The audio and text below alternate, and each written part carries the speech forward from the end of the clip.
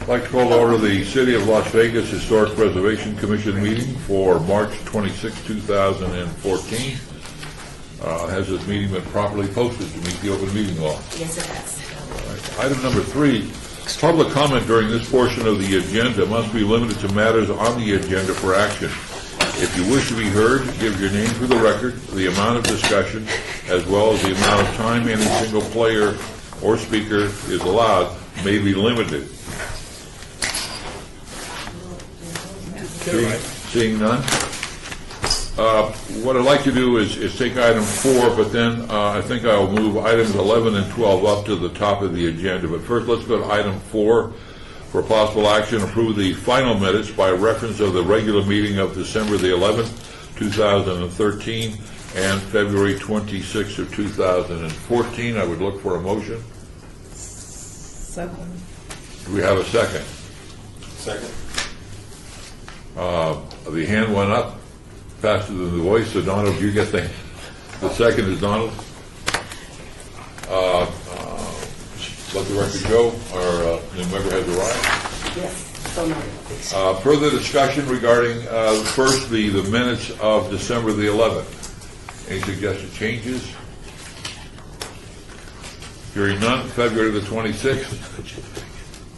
Hearing none. All those in favor say aye. Aye. Those opposed, motion carries. Chairman's prerogative to move the agenda around. I'd like to move item number 11 and 12 up to the next item. Courtney? Chair, the applicant for item 11 is not here yet. All right, then let's move to item number 12, which is a report by Sarah Knight Preddy regarding the status of the Centennial Legacy Grant Project. Courtney? My goodness, I'm so sorry. This is item number 11. 12. Item 12 Yeah, is also thank you. good too. Sorry. As required by the HBC Centennial Legacy Grant, Ms. Sarah Ann Knight Preddy will provide an update on the grant project. She was awarded $5,000 from the Centennial Legacy Fund to conduct a seminar about the history of the historic West Side, hire a writer, photographer, videographer, and designer to create a publication about the history of the historic West Side, and would also cover costs associated with publishing a book. The applicant has submitted also a summary. I believe I haven't had a chance to review it, but it is a summary of the grant progress. Okay. And we also have the applicant here to answer questions or provide additional information. I'd like to with the council approval, is to include the report as part of our record. Yes.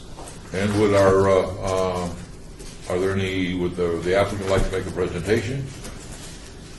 Or just look for questions?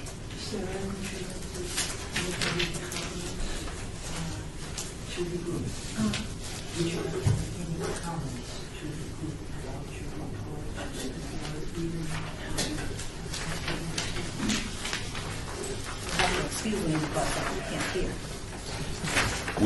We have your report. And is there anything that you would like to add to the report? Well, I think it's self-explanatory, but I'd like to know if after you read it, all the things that we have to do, we have to come up with $10,000 to get the book printed. So is there any money available that we can get money to help in that part? So Courtney, is this a... Big project, 72 years put into it. Well, just as a question, when we're referring to in this book to the West Side, what time period are we talking about? What time? What time period? What years? What? We're talking about from 1942 to Okay. 1972. Okay, so it's that 30-year period, that critical period. Okay. Now it's 72 years.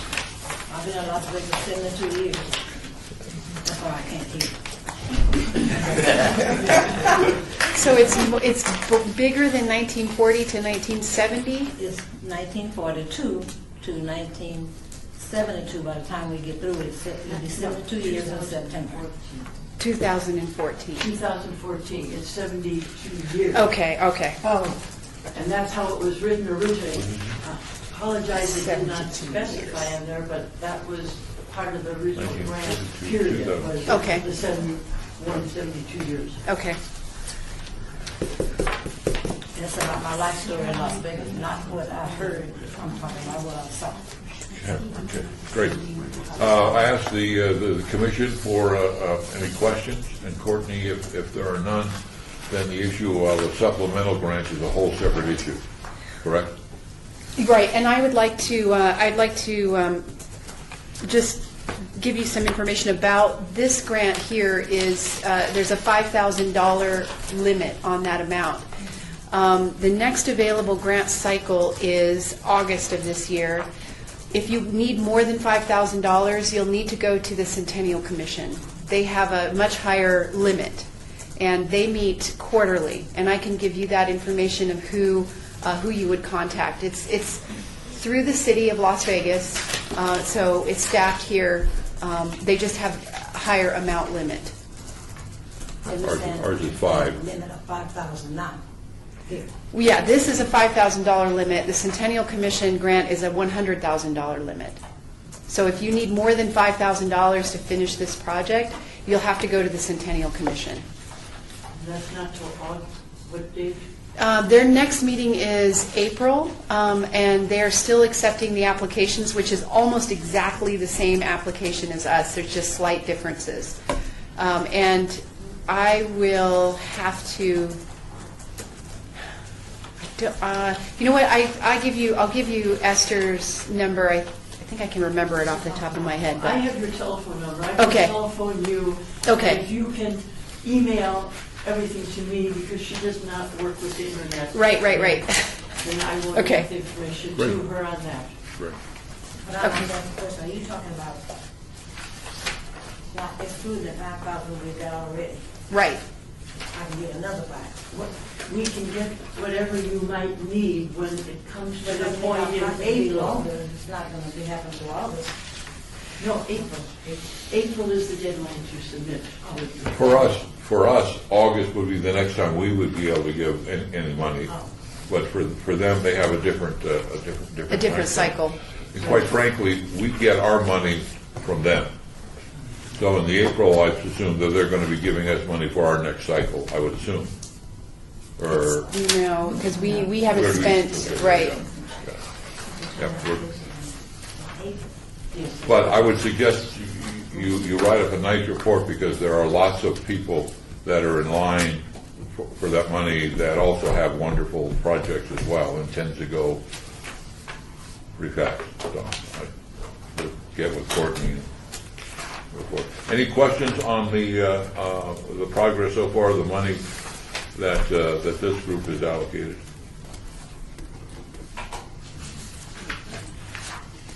Great. Wish you well. Keep working.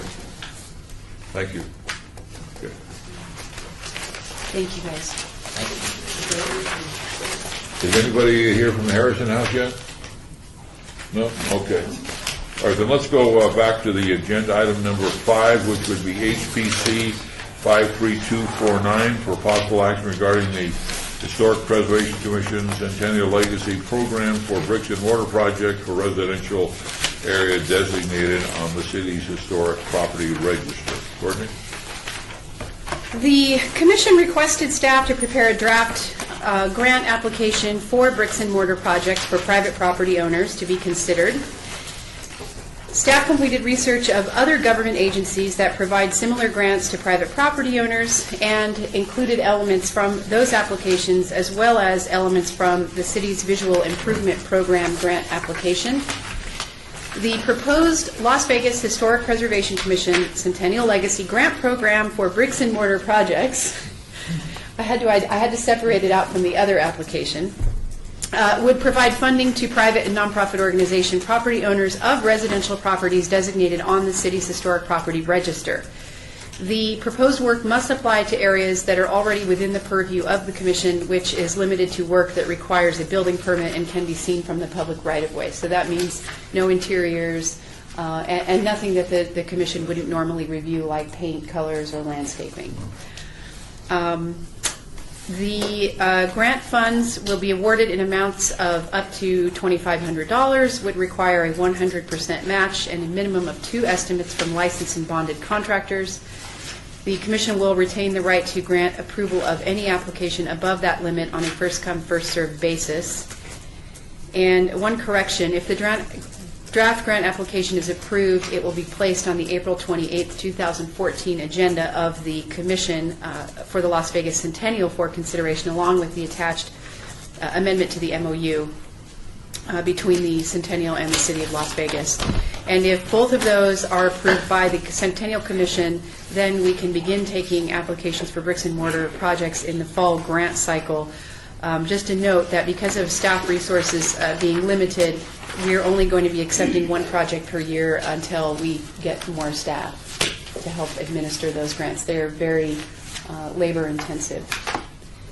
And this is all, and remember, keep in mind, this is a draft, and so I just compiled everything I thought would work and made sense, but I welcome any input, suggestions, recommendations on any of the, it's not set in stone. There are a couple of things that, because of, for legal issues, that we can't budge on, but the majority of it we can play with if you have any concerns. Just a quick comment, nice job. Really looks very complete. I got a question for you. Okay. In the evaluation criteria, the property must be owned outright prior to committing, meaning they can't have a mortgage on it, or meaning that the applicant has to be the only owner?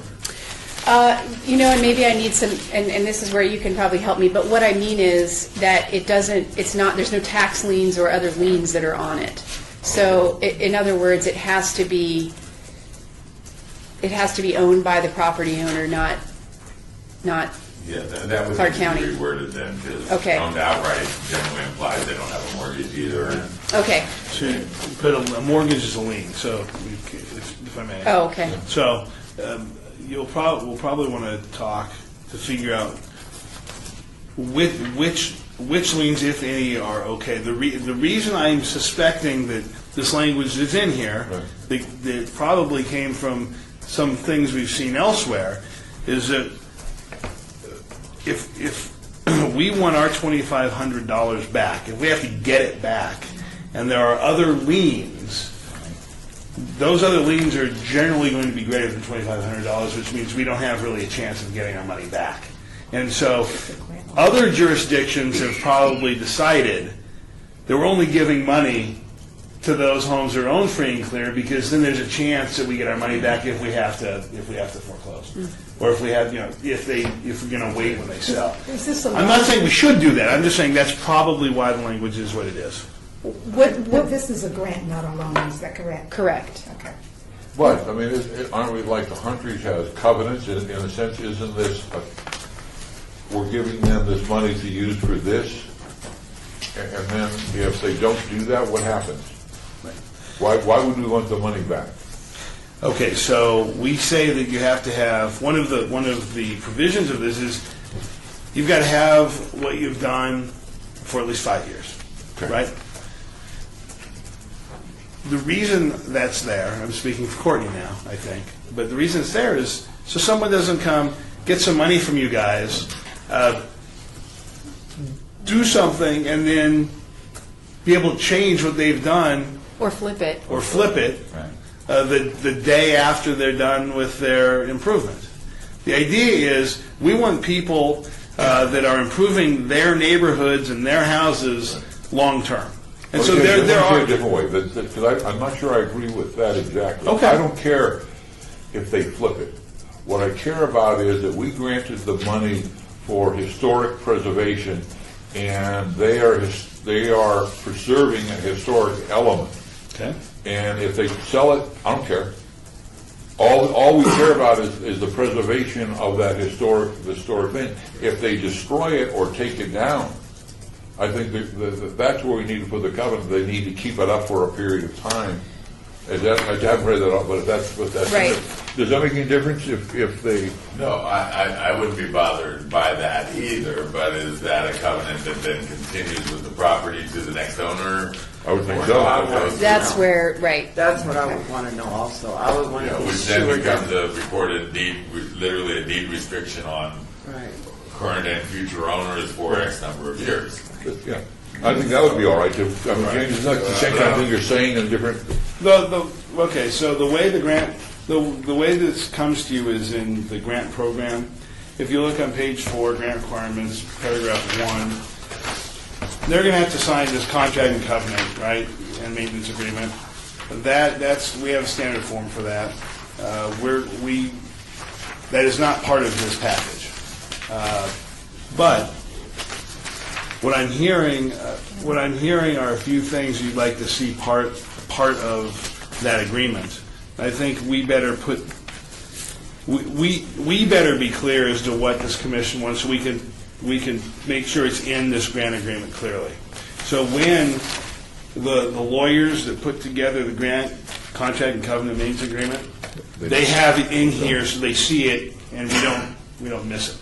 well, why don't you just Because quickly... it could be me, it could be someone else. Quickly go around. What do you think we need to have in this, Richard? What, as far as, and it's $2,500 our max? I just threw that out there because we don't have a huge budget. Okay. And this would be for small projects, obviously not a complete rehab, but it helps offset costs. Aren't you, David? Anybody want to toss? I mean, I think that the idea of the ownership is something that needs to be adjusted. Right. Well, that they could have a mortgage on the property and that it would, now, if they lost it to foreclosure, that would probably wipe out the city's covenant on it. Well, the covenant would still, stay there. Yeah. It would wipe out if we had And we're not looking to get the money back, so it's not like a super lien, like a HOA association or something would be. I think what we're concerned is that when you owe taxes or something, and, if you don't pay those taxes, and then it ends up that, the county owns the house or something, right? That's what I'm concerned about. So I don't want to, when you apply, I don't want to look on the assessor's information and see that it's, Okay, so when owned you by the say county. that they would have to be current, that no tax liens or mortgage balances or whatever Well, should mortgage be balance current, is okay, should be yeah. current that way, because even here in the grant requirements, it says that you have to maintain the premises for a minimum of 5 years. Mm-hmm. So when we give $2,500, which she's correct, it is going to only be for something small, they still have to maintain the property for 5 years. I think that's a fair time, but to say that your mortgages and liens are current, or whatever, payments are And current, I think that's fair as a would make requirement. sense to me. Yeah, and then there isn't any back to taxes, there isn't any, if you're, if you owe the city money because the city came in and cleaned up the property the first time, now you're applying for money to further that work, but you still owe money to the city for their abatement, that shouldn't be allowed. I think what I'm hearing, Chairman, is that liens for mortgages and second mortgages are okay, but liens other than those would not be acceptable. So you wouldn't have your neighborhood services lien for cleaning up your front yard. Right. You wouldn't have your county tax lien for failing to pay your property taxes. I think we can make those changes Okay. pretty easily. Any other thoughts on this?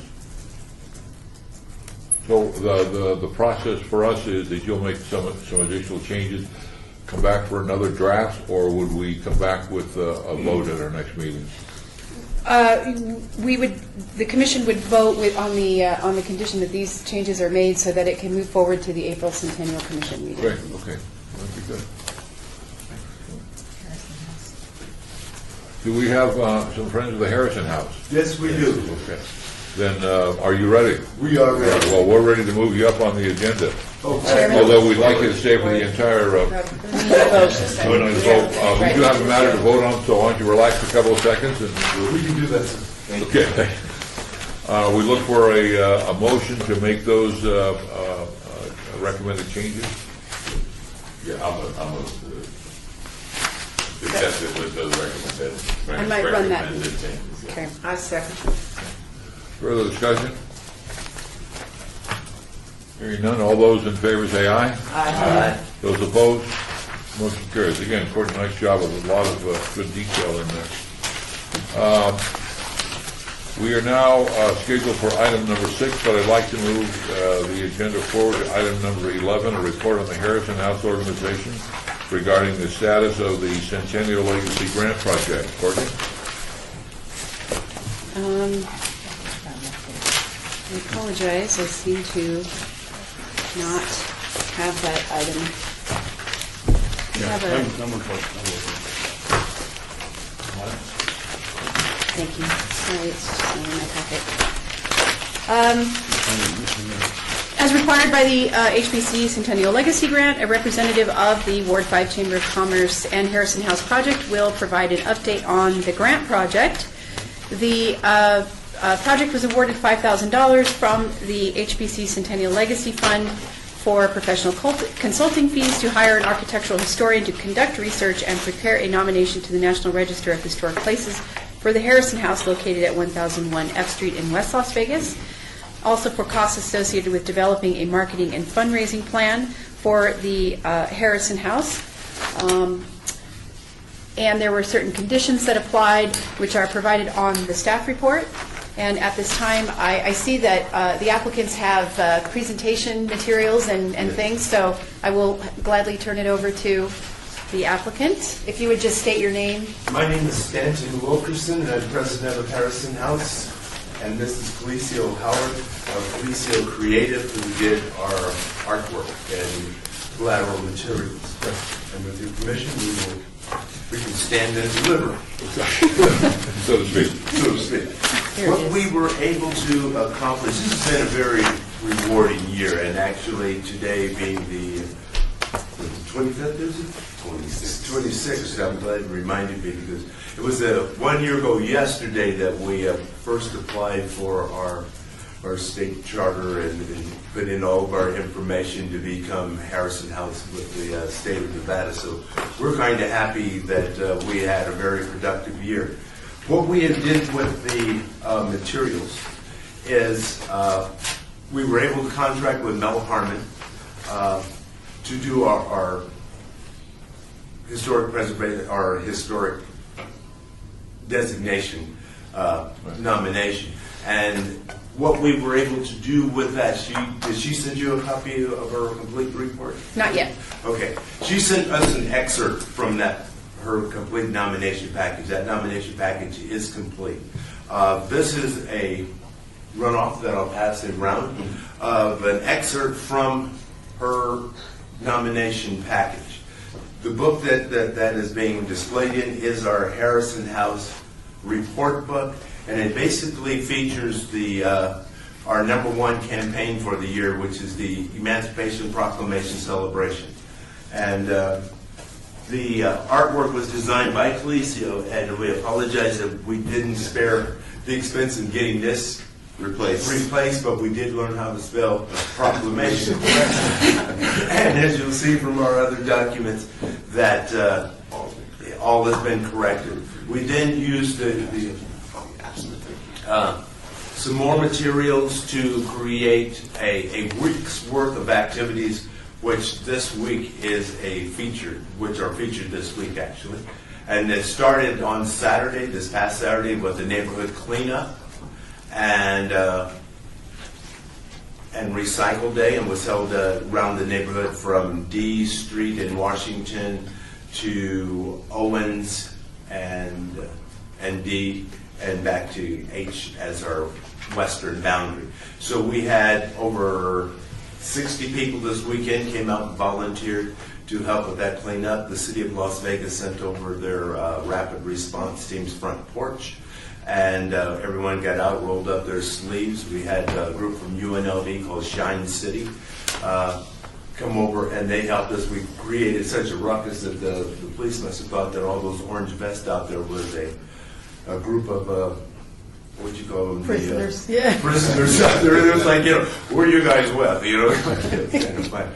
But we had a variety of age groups out there, and then we continued that on Monday because there was so much debris and things that we couldn't get it all cleaned up. So we stretched it to Monday, and Republic Services left those drop-off bunkers, and we filled up 2 of them with garbage and debris. Yesterday was our storytelling day, and we had a great time with that.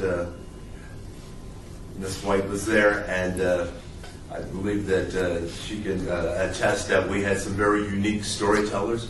We had Arthurine Martin.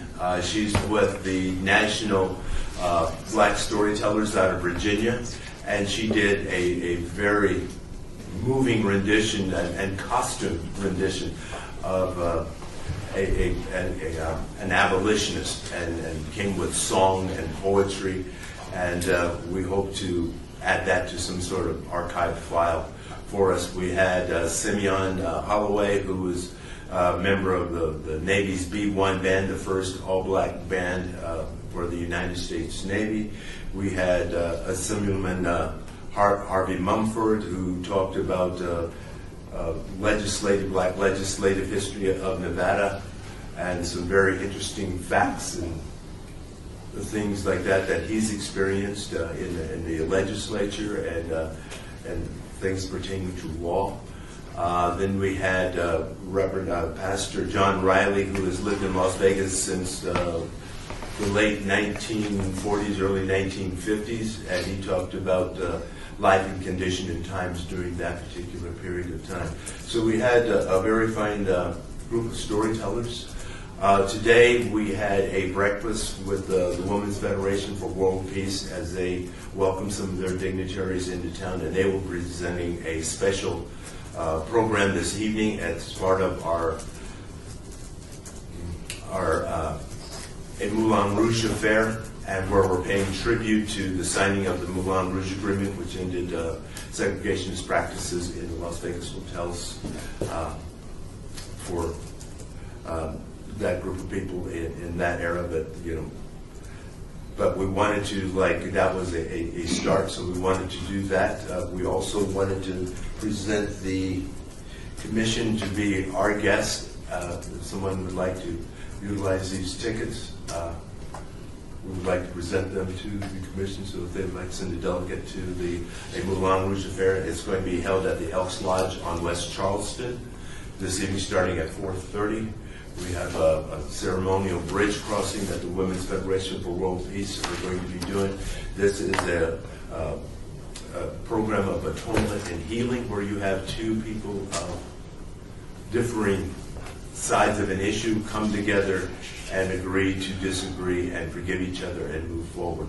And that's what we thought that we would do by basically pairing the offices of those individuals that were at the first Moulin Rouge Agreement signing with those civil rights organizations that are here today, are those representatives of those civil rights, and have them move across the bridge of peace, signaling that there is still a feeling of atonement and understanding that we can move forward and still pledge to carry out the mood and the feeling of what those individuals at the original Moulin Rouge Agreement were trying to avoid. And then we're following that up with our Bones and Blues F Street Festival, which will be a celebration of youth, music, and fun and excitement. Friday is our youth explosion, where we'll have dance, poetry, singing, entertainment, artists of all types, and they'll be out on F Street. And then Saturday, starting at 10 a.m. from 10 to 6, we have our Domino's tournament, our backyard Heroes barbecue cook-off, blues, vendors selling their wares, and as they say, and a good time will be had by us. Any questions? Did I leave anything out? Good question. Go ahead, I'm sorry. Nothing. I just to add a little bit from the artist perspective, the way this kind of came about with the imagery and everything was we wanted to portray from Felicia Creative the way to kind of give the history on a level where it wasn't as invasive. Because this to us is a very important history, and after reading the Melo Harmon document, I've seen how all this just tied in together as far as the movement. And what really made me feel connected to this whole thing as an artist was that it made me feel like I was a part of history. I was a part of something that was making change. Like, you know, our names would be written down forever, you know, as the next thing that made, you know, the emancipation of Las Vegas special. So, you know, in light of that, like through the book, like the way the book reads and everything from the way we put it together, it's all it's a way that we can give it to the public in a non-invasive way, because there's a lot of people who still don't really want to talk about this issue, but this issue still exists. And I've been a witness of that myself, and this is a way for me to be able to even explain to people, hey, this is what our history is. And I've used that tool since I've made it, and it's just been a special thing. I just wanted to add that as an artist to let you guys know. I appreciate the opportunity to. Well, we appreciate all the work that you've done, and sorry that some of us have missed a few of those events. Where can we get the copies of the? We're going to get more copies. We just snatched that. They're hot off the press today. At the Moulin Rouge event, each person who attends will receive a copy of that book. We'll make sure that we'll bring enough back. And we absolutely will. Actually, you guys can keep this. You can keep that, and you can keep the flyers that came with it. What is that? This here? No, on the back of the chair right here. Oh, those are T-shirts. We actually we made apparel. We started to make apparel, but towards the end, funding got a little low to reproduce the things that we really wanted. We wanted to be able to have commemorative T-shirts and cups and mugs, of course, you know, for the whole thing, you know. But you know, time is of the essence, and you know, and then also it funds also. So we did what we could, what we had. And at the end of the day, we had a vision, and this was the vision. So, I mean, we still can order T-shirts if we want to, you know, put a movement behind that to where, say, you can pre-order T-shirts and, you know, something like that, and then maybe get some manufactured real quick and have them there for the Saturday event. But I just don't know a printer in town to do it, and I'm trying.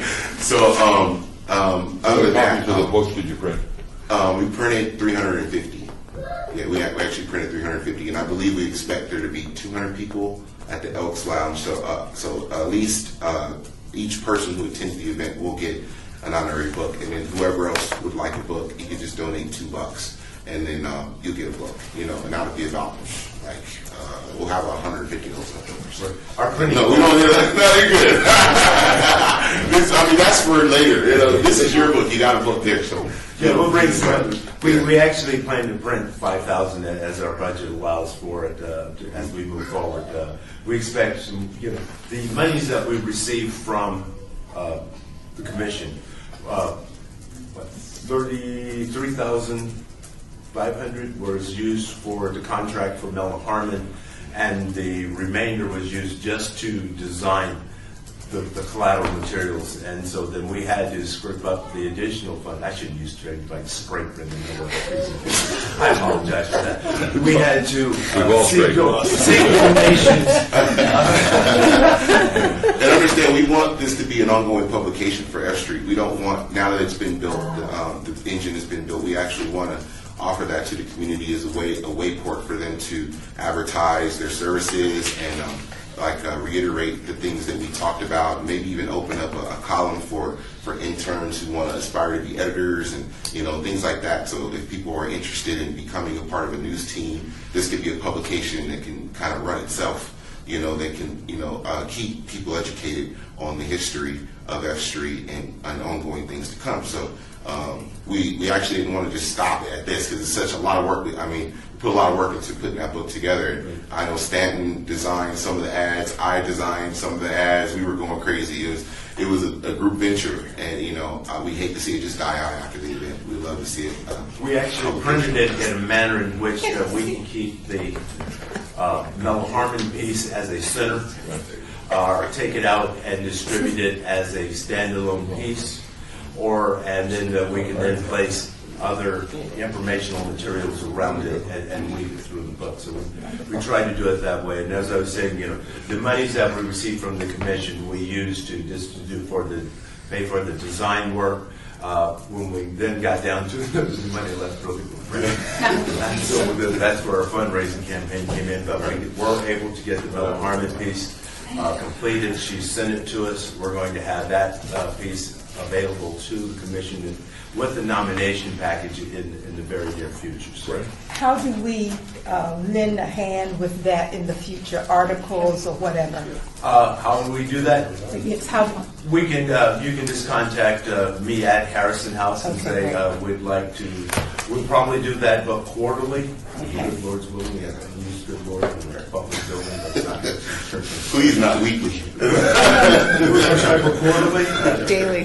We may end up annually, but we're going to go for quarterly to start with. Yeah, we'll do And a so quarterly as you session. have some more information, because we know that there are still some things that we need to do with the Bella Harmon piece. We have applied for one of our goals for this year as Harrison House was to, establish some social media, put together a nomination package for designation and to get an IR as 501c3 designation. So far, all we've gotten back from them is a letter saying that your application is under review and you'll get some information back from us shortly. So shortly, it's been 6 months ago, so we know that we're still in the barrel. Do you have any other questions? So these two samples are both 2XL. Yes. Are these the only samples? Yes. Those are the only Yes, samples. as long as- Well, I know where you're headed. we could, Last year, if we were to get some other samples, what kind of samples what size would we might get? well, understand that, see, the artwork is done, and actually, I am in contact with a printer, the printer who does that, and we probably could produce about maybe 600 T-shirts before Saturday, but it's just if budgeting permits. If we get another sponsor, it's able to help us with that. But that part of the merchandising, I'm pretty sure I can turn it around for everyone, but and that's been our stress. It's like, how we can turn it around? How can we get it done? It's not a problem, but I will be there on Saturday for the barbecue. Oh, awesome. Thank you, guys. All right. Thank you so much. It really sounds like a wonderful investment, a wonderful future, and we look forward to the nomination report. That's the next meeting, you think? Yeah, I believe it's on the April, because it has to go to the museum board in June, In June, I think. yes. Okay. Meetings in late June. Okay, yes. So April. Okay. Okay. Awesome. Thank you. Thank you guys. very much. Thank you. Oh, one last thing. I did talk to or send an email to Lisa Stamanis. Uh-huh. And thank you, Courtney, for responding back to me. Sure, sorry. That's okay. Because our banner, his Pioneers Trail banner outside of Harrison House is in real bad shape. And when the media comes by, they always ask who is responsible for the maintenance of that banner. We And actually redesigned the banner. we have something that we would like to hang, but Yeah.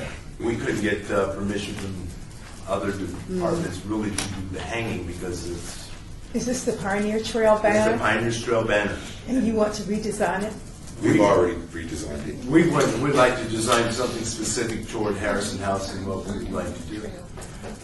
Because what's hanging there now does not make the Pioneers Trail look very presentable, doesn't make the city look presentable, and doesn't, even though our house is under construction, it didn't make us look good.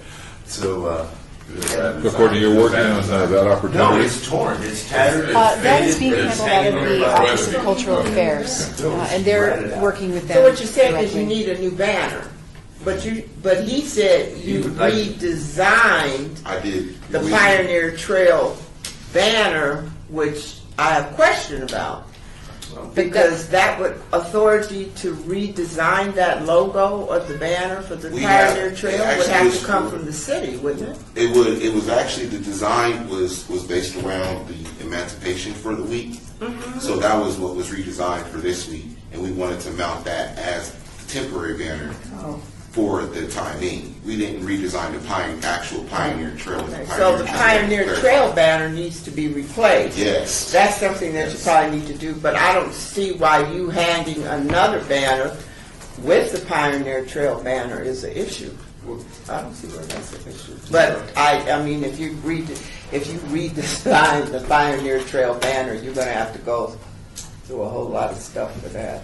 That would be awesome if I could. But this is something that the Commission on Cultural Affairs, or the, is handling? Yes, and that was Lisa Stamanis that Stan mentioned earlier. Great, okay. We Excellent. just hope that it'll be, like you said, we don't want to be the people pointing fingers and saying, who let the thing hang there and all hurt and beat up, faded. I'm sure you wouldn't do that anyway, so. Have a great long weekend. Thank you very much.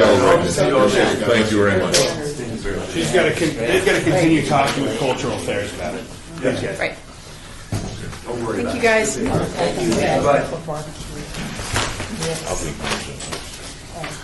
For once, it's not my department.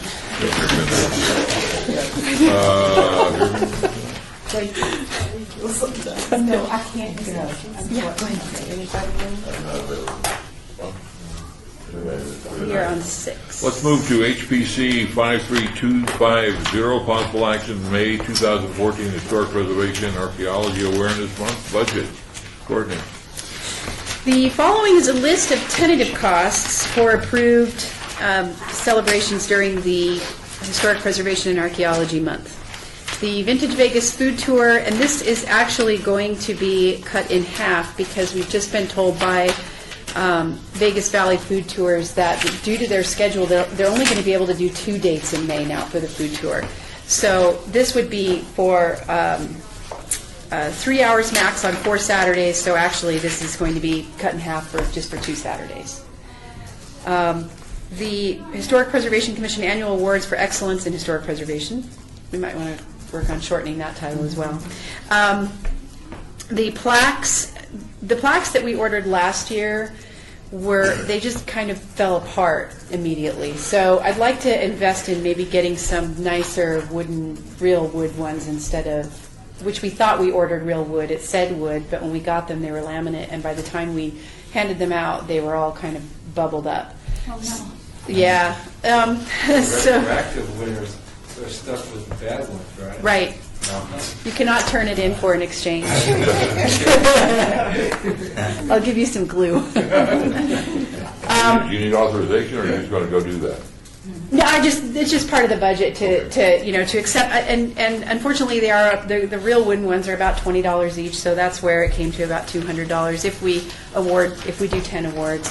And then the last one, we have a Eldorado Days banner that we use every year, but this year I thought it might be fun if we added something on there about the Nevada 150th, like HBC celebrates Nevada's 150 or something, so it would be $150. Coincidentally? $1 a year? Right. I didn't even notice that. Right. Okay, do we need a vote? Yes, please. Move to approve. Second. Okay, a motion and a second, discussion. So the Vintage Vegas one's going to be half that price? Right. For the record, any comments from the general public? $390. Hearing none? All those in favor say aye. Aye. Those opposed, motion carries. I believe we're on item number 7, which would be HPC 53251, possible action regarding the May 2014 Historic Preservation Archaeology Awareness Month Awards. We just did that, didn't we? No, this is to make recommendations for the actual awards. Sorry, keep up. In March of 2013, the HBC voted to approve the categories for the awards, which are provided. Staff has the following recommendations. The Bricks and Mortar Award, staff is recommending the Johns Brothers, Kent and Lance Johns, for the rehabilitation of Atomic Liquors at 917 Fremont Street. And volunteer Sandy Shackelford for sewing the drapes and curtains for the Visitor Center at Floydland Park at Tule Springs. And for preservation education, Staff is recommending David Logie with CLV Public Works for the research, design, and content of Lorenzi Park historical markers. We do not have any recommendations for the advocacy, career achievement, or student scholarships. So we are hoping the commission can provide something. Thoughts from the commission? Any additions or changes? How long do we have to make the recommendation? Next month? And if there are, then we just won't get out of the board. Right. And then we'll save money on plaques. You get used to the proactive. Right. That's right. And this is not an action item, is it? It is. All right, I look for a motion. Approved. Second? A motion, and we have a second. Further discussion? Comments of the general public? Hearing none, all those in favor say aye. Aye. Those opposed, motion carries. Number 8, which is HPC 53252, possible action regarding the draft of the 2014 Historic Preservation Commission newsletter.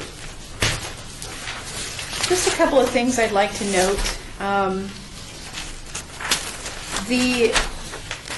We might have gone over, so I might have to shorten some of these. Here we go. Yeah. She's just trying to cut out her biography. Yeah. Seriously, we can do without that. Which I think is well written. I think it's great. So we also need a title for the J.T. McWilliams one.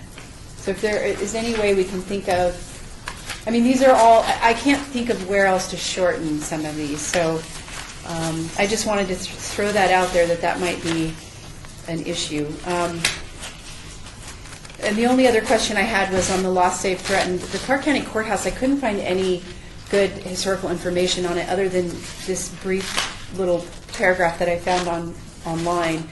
And I sent an email out to a couple of sources and didn't hear anything back. And I'm just wondering if any of the commissioners have a source, a recommendation for a source that I could contact to get some more information. Of the 2005?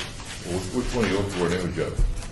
Not just an image. I have an image of the courthouse. I just was hoping for maybe some more in-depth historical information about it, like, you know, was there a famous case that was heard there, or something that we could add to that. So I'm just putting the word out there if anyone wants to think about it and get back to me. Did you contact the usual suspects?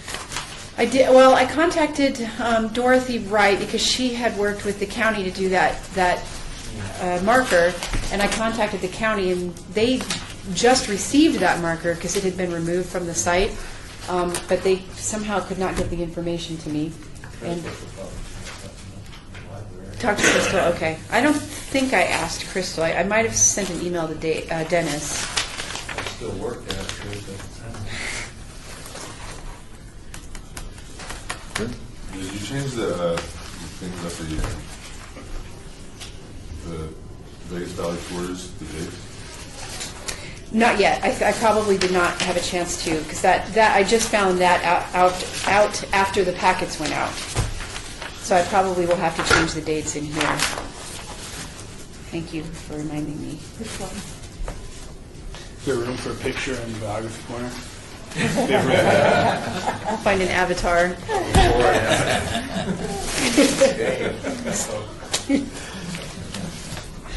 We always have to have a picture. So you need some action to either approve or give you authority to shorten, or what do we need to do? What do you recommend? Just approving the draft with, with any changes that are discussed at this meeting. But we may need to, the editor, who is now Vice Chair White, and I may need to look at shortening some of them. So we just need a motion to approve? Look for a motion to approve? I'll make a motion to approve. We have a motion to approve, and we have a second from Bob. Further discussion? General public? Hearing none, all those in favor say aye. All those opposed, motion carries. We are on number 9. HPC 53253 for possible action regarding project for the Historic Preservation Office intern. SHPO, the State Historic Preservation Office, is funding a student to complete an internship at the city. The intern's name is Whitney Rooks, and she's enrolled in the undergraduate historic preservation program at Georgia State University. She will work 20 hours for the Department of Planning per week and 20 hours per week for SHPO from May through July 2014. Staff has included a list of projects on this staff report, and they were reviewed for compliance with the policies, goals, and objectives as stated in the adopted Historic Properties and Neighborhoods Preservation Plan element of the city's Master Plan 2020. And SHPO also reviewed the list, and they noted that while almost all of these would qualify with the exception of, I believe there was a Section 106 environmental review project on here, all of them would qualify other than that.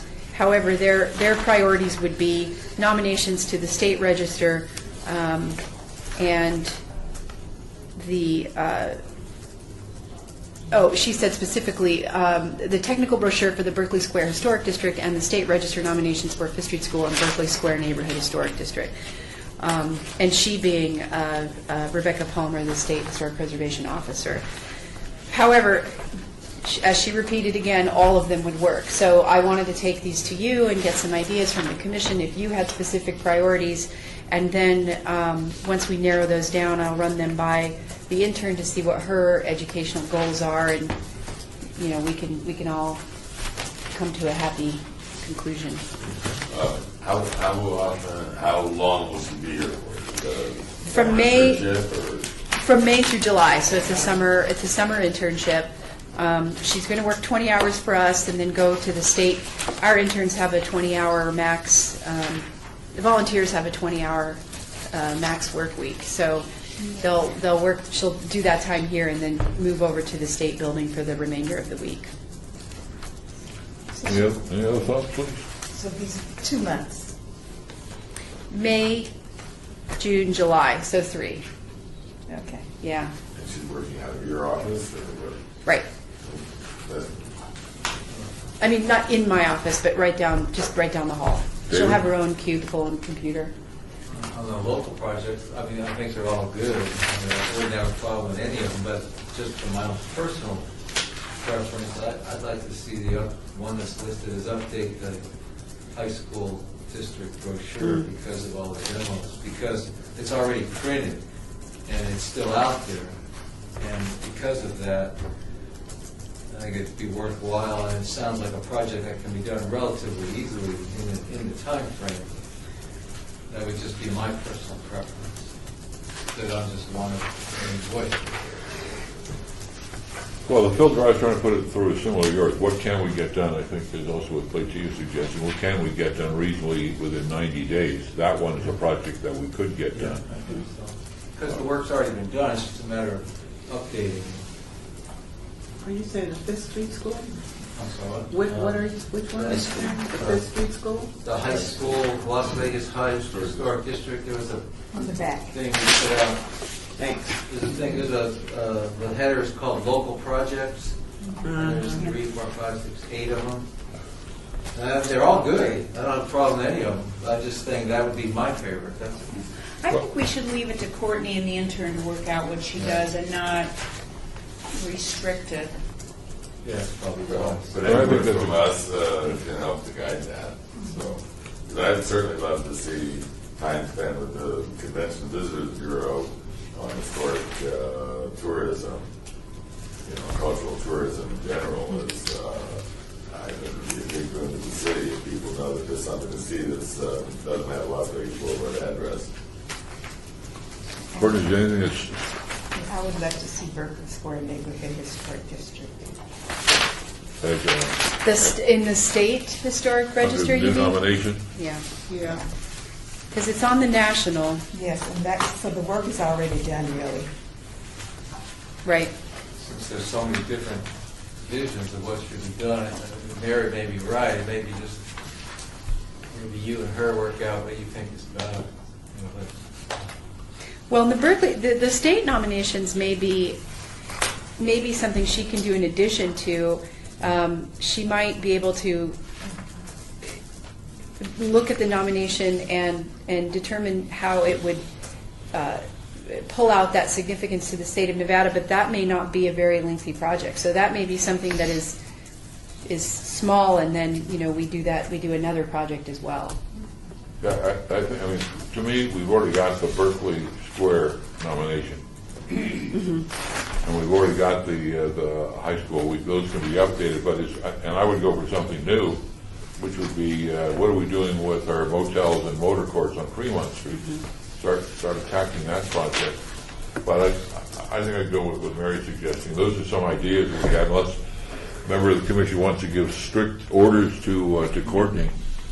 I think it's the same thing. But we each have our little pet things that we like to, so, you know, get a day of this, a day of that, a day of this, a day of that. that's why, but they'll work it out. I would.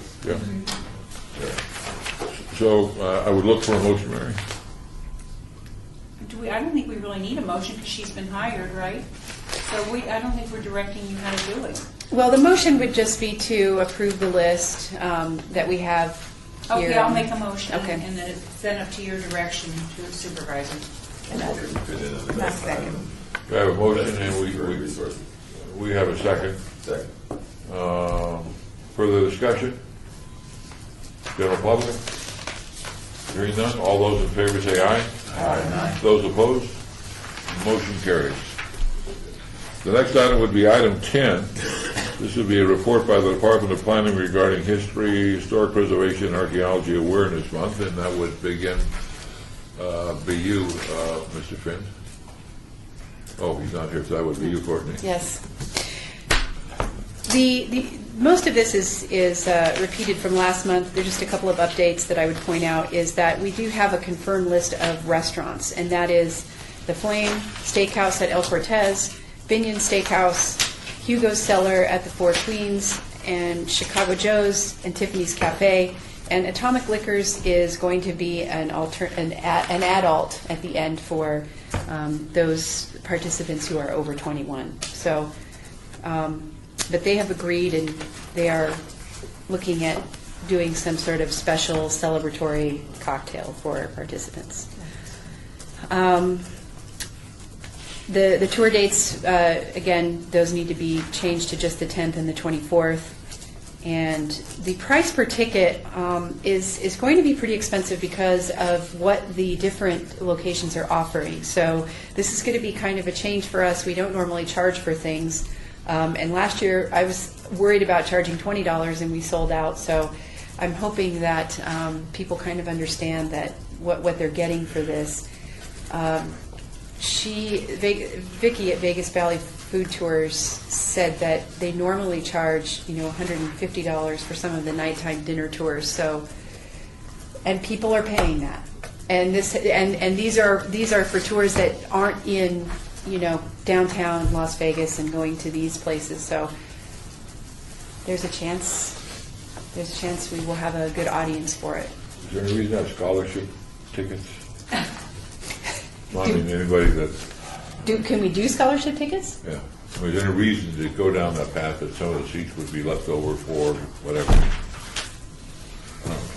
I just think that $130 is going to exclude it from a lot of people. Do you need a motion on this? I wanted to no, I don't, but I wanted to mention one other thing. I contacted the Las Vegas Cadillac and LaSalle Club a month ago and then last week, and I haven't heard back. So, and usually they get back to me right away for the cars for Eldorado. So, if anyone has another source for vintage or antique cars for the parade, if you could let me know, and I would contact them as soon as possible. I don't know what he's doing anymore these days with cars. But it would be Mike Pratt at Channel 3. He's going to have all the cars. If we are unable to find cars, is the commission still wanting to participate? I think so. I think we'd probably walk. Okay. Sounds good to me.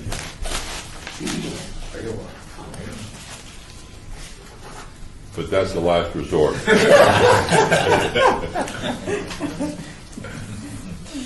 Or bicycles, maybe get us an old Let's bicycle. say bicycles, Oh, there you go. I think that would be fun. horse and wagon. You could do ride around in circles like the. Yeah. Let's jump to 13. Report by the Department of Planning. Oh, we already did that, didn't we? No. Yep. We did?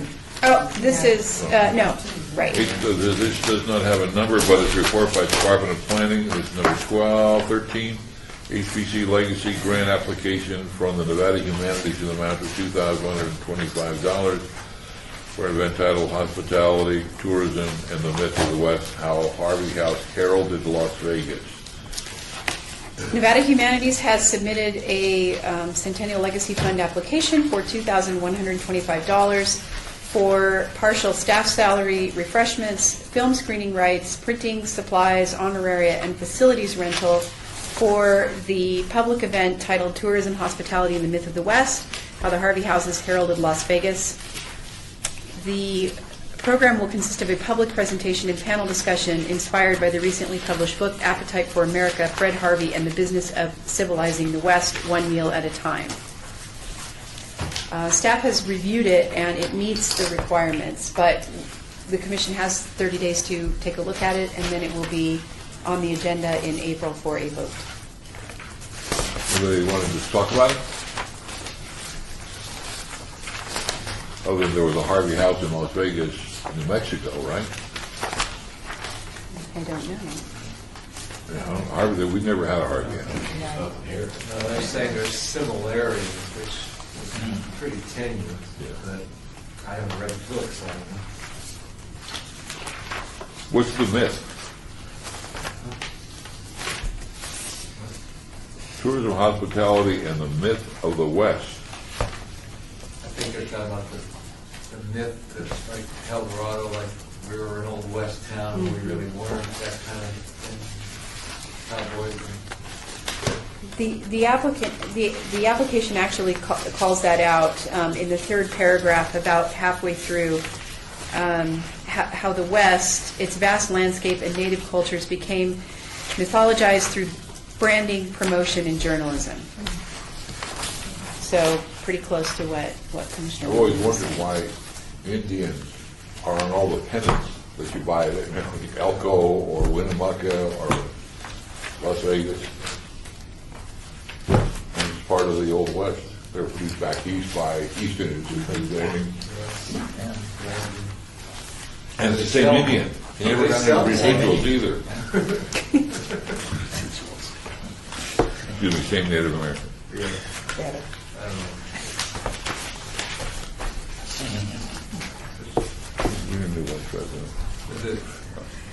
Any further comments? They didn't supply a copy of the book that's based on it, right? Did not. The applicant will be present at the next meeting to answer questions. So any comments we should give to you in advance, Or just bring them up at the next meeting. 14, report by the Department of Planning regarding the proposed 104,000 square foot shopping center with a 6-level parking garage at 300 North Casino Boulevard, formerly 2nd Street, and at 350 Stewart Avenue.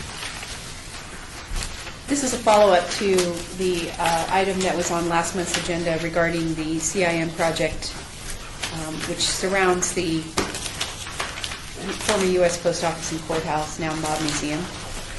I spoke to Robert Chattel, and there was some misinformation that was presented to you last month. The Park Service did not review the site development review that was provided in the staff report last month.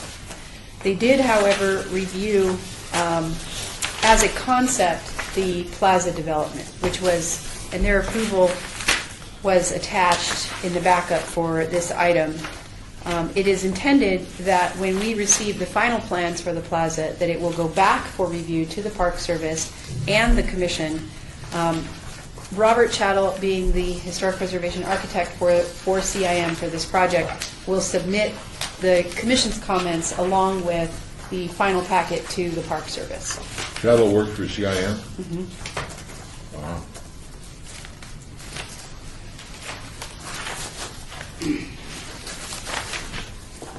Okay, I think these are some of the questions we asked last week. Appreciate the response. I apologize for that misunderstanding. Well, that's good information. Any comments from the commission?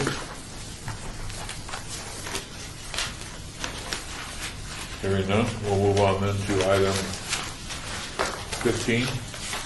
Courtney? Just no specific report, just the attached articles. Any comments from the commission?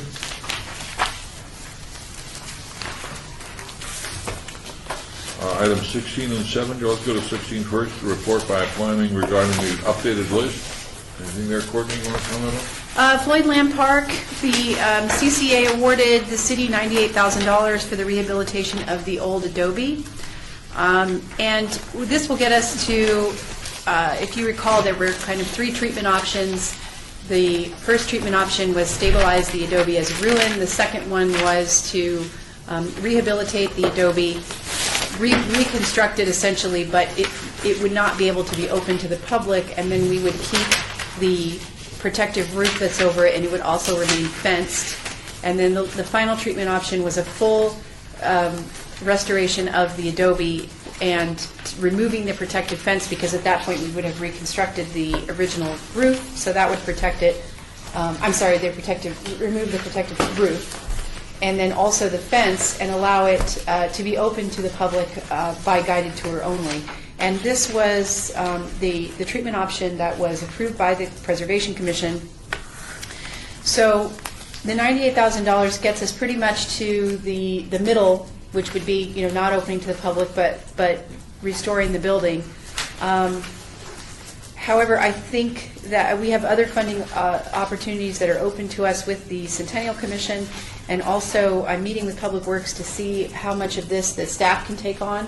So we need to revise that scope, and there's a possibility that we can get pretty close to what the commission wanted, which was getting it so that it's safe and open for the public for guided tours. But $98,000 gets us a long way. So even if it gets us to where we reconstruct it and end up having to apply for money next year to finish it, we could do that as well. But this is a pretty good chunk of that budget. As part of this item, let me say that I had the opportunity to be in Reno when Courtney made the presentation, and there was $1 million that was available, and there were multi-million dollars worth of requests. But Courtney did a great job in making the presentation, understood the challenges, and was able to come up with quickly a revised budget on the fly that the commissioners, the Commissioner of Cultural Affairs was able to accept and understand. So very nice job, Courtney. $98,000 does go a long way to get what is needed accomplished. Item number 17, is there no further comments? Item number 17, report by the Department of Planning regarding the downtown project list. Any questions about any of the specific items? Hearing none, I'll move to item number 18, discussion regarding topics for future agenda items by the Historic Preservation Commission.